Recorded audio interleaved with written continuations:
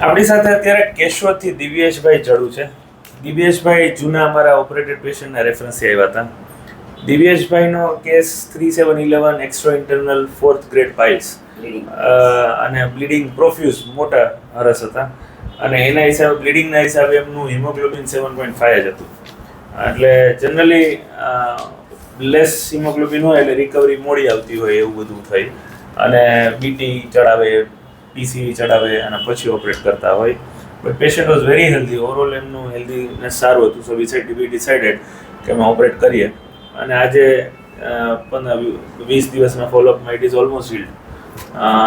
તમે તમારા જ મોડે જણાવો બીજું કે રૂટીન હેમરોઇડેક્ટોમી પછી પેશન્ટને બી કોઈ કંટ્રોલ વહી જાવો, બધાને બી કોઈ કંટ્રોલ વહી જાય કારણ કે એ કોમ્પ્લિકેશન છે, પણ આપણે જે રીતે પદ્ધતિ કરીએ છીએ ઓપરેશન બેસલ સિલરથી તો એમાં કંટ્રોલ ના જાય. બીજું કે દુખાવાના ઇન્જેક્શન એવા કોઈ લેવાની પીડા હોય અને બ્લીડિંગ થાય પોસ્ટ ઓપરેટિવ તો એવું કંઈ મેજર બ્લડ લોસ નથી અને આજે 10% ઉપર એમનું હિમોગ્લોબિન આવી ગયું છે.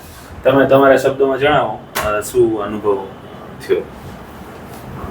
મને 7% 7.5% મળ્યું હતું અને ઓપરેશન થયા બાદ 7-8 દિવસ નોર્મલ એવો દુખાવો થયો. પછી રેગ્યુલર કાંઈ વાંધો ન એ સંડાસ જતી વખતે હશે, આખો દિવસ નહીં હોય. અને પછી અત્યારે નોર્મલી 11% લોહી ટકાવારી વધી ગઈ છે. અને બહુ વ્યવસ્થિત અને નોર્મલ કામકાજ એ બધું કરી શકો છો, રાઈટ? ઓપરેશન પછી ઈ દિવસે રજા પણ આપી દીધી હતી આપણે, બરાબર ને? હા.